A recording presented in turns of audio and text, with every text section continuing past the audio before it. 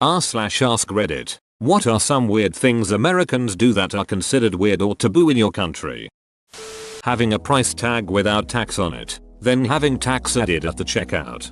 What most foreigners don't realize is that there is a reason for this. It is so that companies can make national advertising with prices and so that companies can display the same price everywhere in the US. Taxes can vary wildly from state to state, and if you have to mark tax on your marketing, this creates a whole new set of headaches for companies like Walmart and McDonald's, which serve customers all over the country and run national ads with prices on them.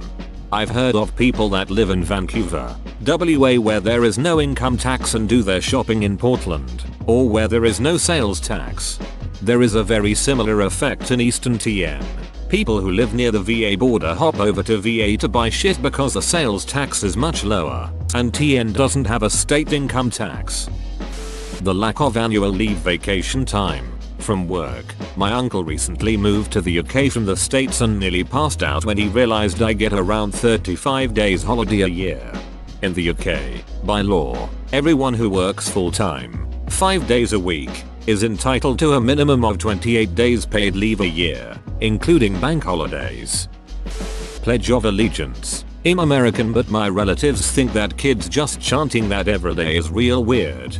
Thank you. I remember always being creeped out by it in grade school. I was just talking to my brother a few weeks ago and he was basically like, yeah. Now that I think about it, it is kind of weird. Is there a legit reason we started doing that in school? To counter Nazi propaganda. As an outside observer, the US seems to hold personal responsibility as a paramount virtue, while in the countries I've lived social responsibility is the priority. It's a mindset that has an impact on everything from legislation all the way down to common courtesy. Okay, but if it's social responsibility, why does everyone not talk to each other? This is a strange conundrum. Positive and negative politeness. In the US, it's common to make others feel welcome by adding ourselves into their lives openly, which is positive politeness. Other places, it's more common to keep to yourself and not bother other people so they can be comfortable, which is negative politeness. If you move from one environment to the other, you'll be uncomfortable for a while you adapt to the differences. Peanut butter and jelly sandwiches are rare outside the US. My condolences. Please stop using different narrators for David Attenborough documentaries. This is just wrong. Openly tell you jokes. German. I was playing Cards Against Humanity last night. You would have had a heart attack. What gives me uncontrollable gas? Auschwitz. Tipping in general is taboo in Japan. They see it as an insult. As a former waiter, I detested whenever I had Japanese customers because they never left any tip. European tourists as well, because they customarily only tip 8-10% as opposed to 17-20% Americans tip. The American tipping culture is considered weird in Europe. From what I've heard, in America waitresses live off tips because they barely earn minimum wage. In Europe you only tip waiters who are friendly or if you had good service. Whereas in America people are expected to tip every time. Putting people in retirement homes. I'm Mexican and I was raised believing that your parents took care of you for the first part of your life and it's up to you to take care of them during their last part. To be fair, they paid people to take care of me in school and daycare. I'm really just returning the favor. Finally, the American dream has been realized. It's a big cultural thing. Over here in the States, it's actually seen as better for the parents to put them in a home of some kind. The thinking goes that these institutions have trained professionals to take care of them and people their own age. We consider that there is no way we'd be able to help our parents in the event of any serious medical problem, while a nursing home is pretty much like a mini hospital. Advertisements for medicine. I watched very little TV in my time in the US, but every other advertisement seemed to be for some kind of medicine. Seriously, if I'm sick, I'll go see a doctor who'll give me what I need. I think Americans just think I have pain here, must get brand name drug to solve the pain. And the massive list of side effects they have to tell you during the advert too. Then there's the bad drug adverts too. Don't get them in the UK. Doesn't really slow us down, and it adds a certain thrill to underage drinking. You break your leg, you pay for it in pain and money. It's a double whammy.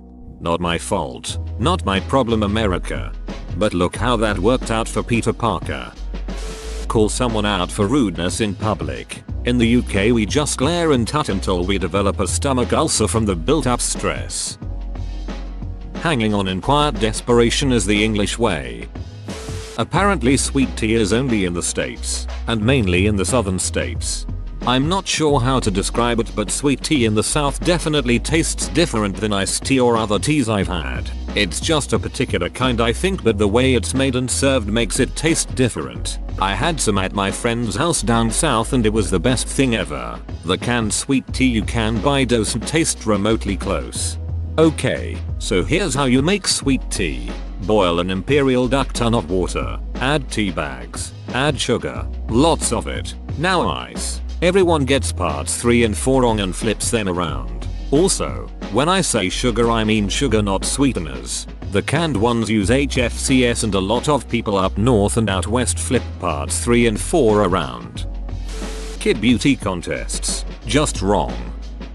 I met some Americans a few years ago in France and was surprised by their warm and easy given invitations to come by next time I would visit the US. Very guest friendly. Never used any of those invitations though. I was not sure they meant it or if the invitations were merely a friendly gesture. In Holland invitations are not that given that easy. Dude, they'd totally honor that invitation.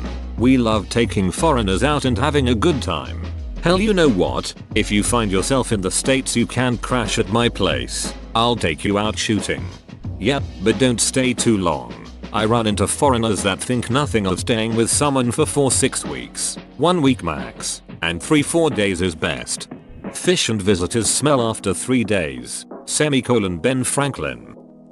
Talking about work, asking what a person does for a living in great detail at a social function party. I think this is in part due to America being such a workaholic country. Work tends to be much more ingrained on the brain. When I'm out or at a party to unwind, the last thing I want to talk about is anything related to work. It's such a killjoy. Ask me about what movies I've seen or where I traveled to, not what my daily work routine entails. When I was living in America for a short while, it'd be unbearable going to parties where the bulk of the people I talked to would always ask right off the bat what I do for work and would want to know more about it. How has there not been legislation in America for people to be entitled to a large amount of holiday time? You lot are overworked. Today I learned after reading this thread, just tried peanut butter and jam on bread, no butter. Then tried peanut butter and honey. What a revelation, sickly but very nice. From England. You might be from England but you're American now. Try peanut butter, honey and banana. Delicious. Tip the bartender at every order. Whilst I understand why and how it works in the UK, we tip when we receive good service, giving it a sense that they've earned it. Whereas in the USA it's custom to tip on every drink as the wages are lower and the staff rely on tips to bump up the wage earned. Also, in a crowded bar, you are more likely to get quick service the next time if you tipped last time. Seriously, the best investment of the night. Tip 40% on the first round. You'll get great service the rest of the night, even if you just toss them $1 for each of the successive rounds. Bartenders won't forget it. California is not representative of the rest of the US. The California that the media shows isn't even representative of California. Considering gun ownership a sacred right, that's so far removed from my culture. Most people here would be like, why would I ever want a gun? They're basically a tool for farmers. To fight against the government if need be. The often staunch patriotism is a tad foreign to someone living in Germany.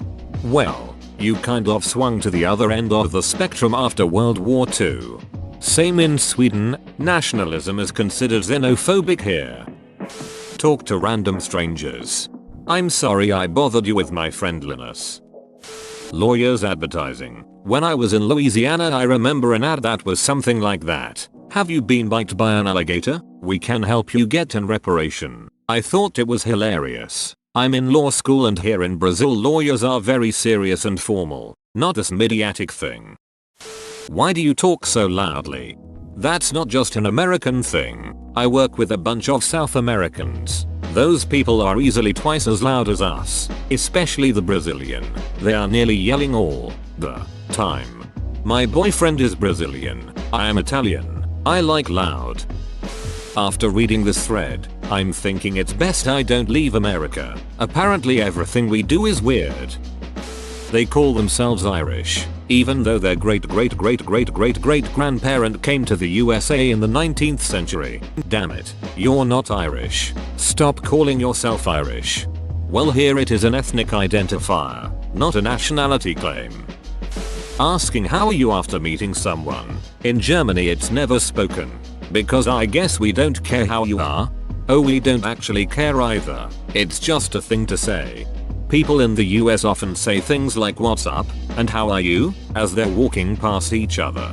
Basically the only socially acceptable answers are "not much" or "fine." How are you? Not doing too well. You're supposed to say "not much." Endless, costly political campaigning.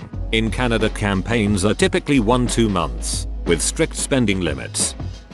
At first I thought it was very weird that when men and women said hello, they shook hands or waved at each other. Where I'm from we say hello cheek to cheek. It took me a while to get used to. When my dad is watching a typical American TV show, he makes gagging faces when people are acting so extremely nice. He doesn't mind people being nice, of course, but in my country we are suspicious when people are that nice. Maybe y'all should stop being so rude. Guys asking out girls in random places like shops, on the street. That's just creepy here. It's not particularly classy here either, unless you're exceedingly smooth. Not likely. You strike up a conversation and then get her phone number / Facebook. You talk a bit via that, ask out via that, and it gives her the space to not be put on the spot and can say no if she wants. Eating pizza without utensils. I'm Brazilian, but I've lived almost my entire life in NA, and when I went back to Brazil and went to go eat pizza, a bunch of people were giving me weird looks. Why else would we give pizza a handle if not to eat it with our hands? Drink Coke all the goddamn time. Them's fightin' words. Whoa, you made it to the end? You're a ducking beast. I'll cut you a deal. Smash like and subscribe for more curated content, bruh. It's free and that's a great price.